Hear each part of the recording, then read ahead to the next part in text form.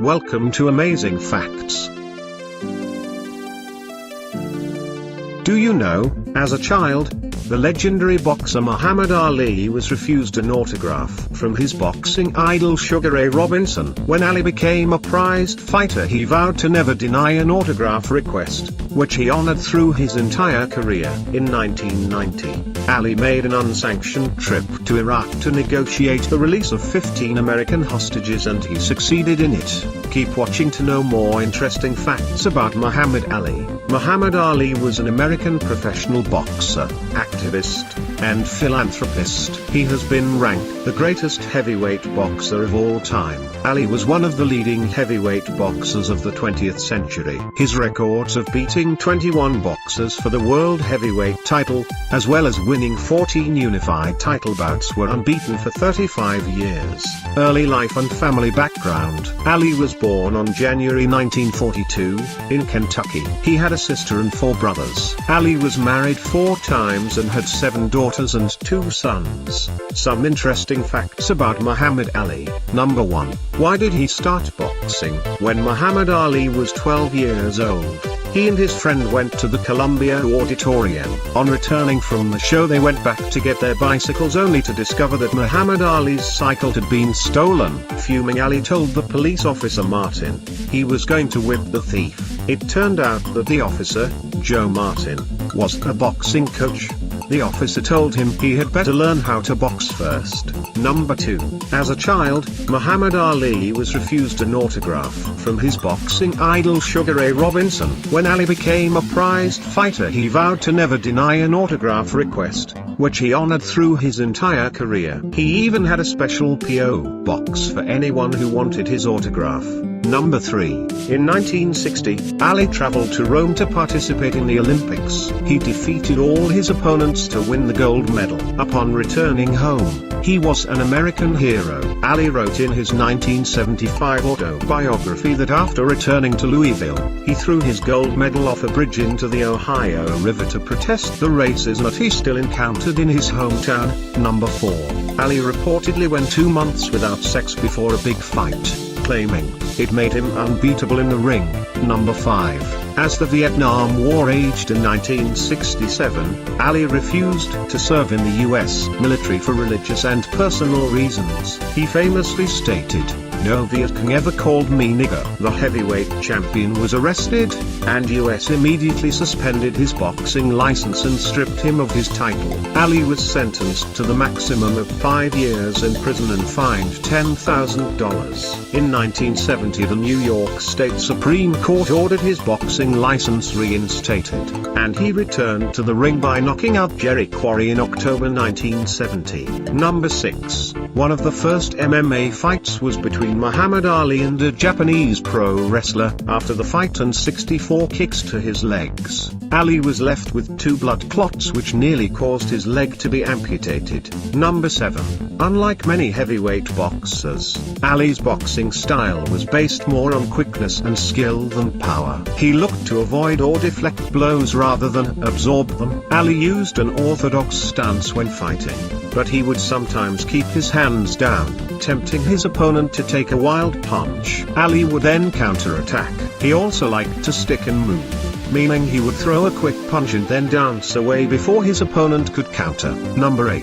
In 1990, Ali made an unsanctioned trip to Iraq to negotiate the release of 15 American hostages. At an internationally televised press conference, Ali promised Saddam Hussein in person that he would bring an honest account of Iraq back to the American people. Ali returned home with all 15 hostages. Number 9. Mike Tyson saw Ali's last match at age of 14 and got mad at Larry Holmes, who beat Ali. Tyson got Ali on the phone and said, "I'll grow up and get him back for you."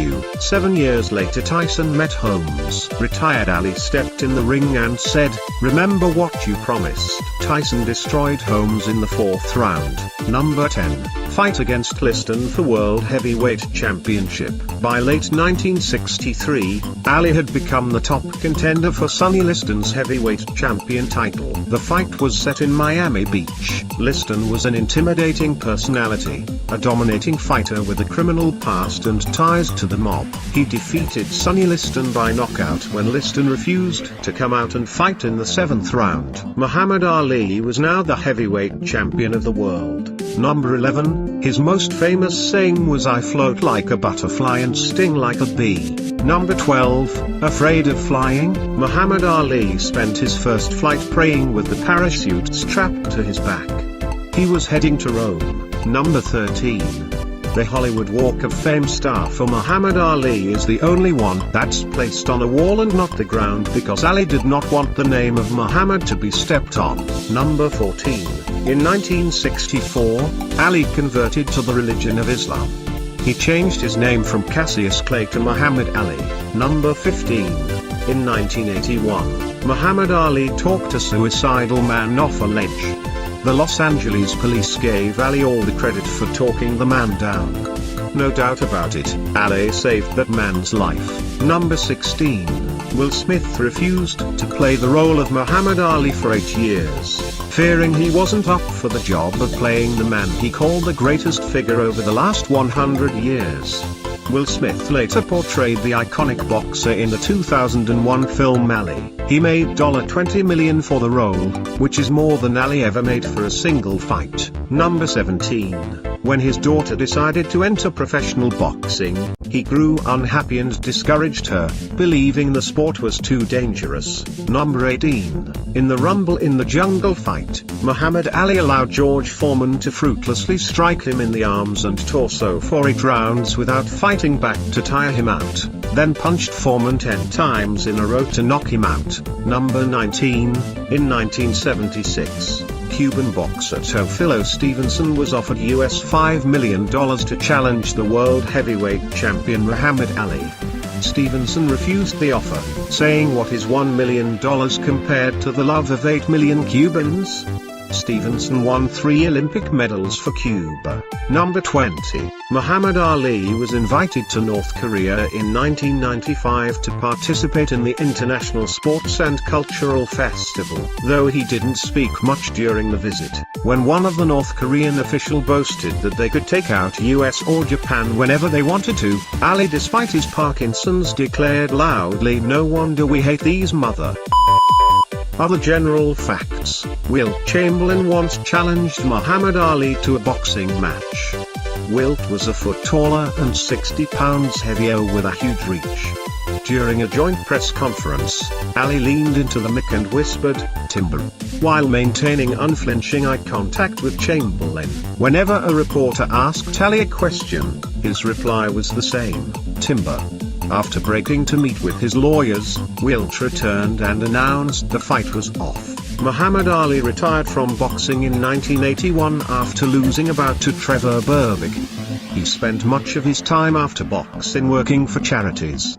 He also suffered from Parkinson's disease starting in 1984. Because of his work with charities and helping other people, he was awarded the Presidential Medal of Freedom in 2005 from President George Bush. When sitting right next to Muhammad Ali, Mike Tyson was asked if he would have won in a fight against Ali in his prime. He said, "I'm vain. I know I'm great, but in this situation every head must bow, every tongue must confess, he is the greatest of all time." The legendary boxer died on June 2016. His funeral was attended by thousands, including Will Smith, Mike Tyson, former US President Bill Clinton, and King Abdullah of Jordan. It was a touching tribute to the man crowned by Sports Illustrated as the sportsman of the century. Ali is regarded by boxing commentators and historians as one of the greatest fighters of all time. Ring Magazine, a prominent boxing magazine, named him number 1 in a 1998 ranking of greatest heavyweights from all eras.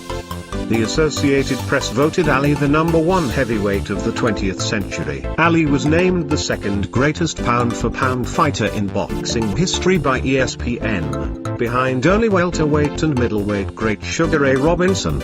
In December 2007, ESPN listed Ali second in its choice of the greatest heavyweights of all time. Thanks for watching. Kindly comment and subscribe.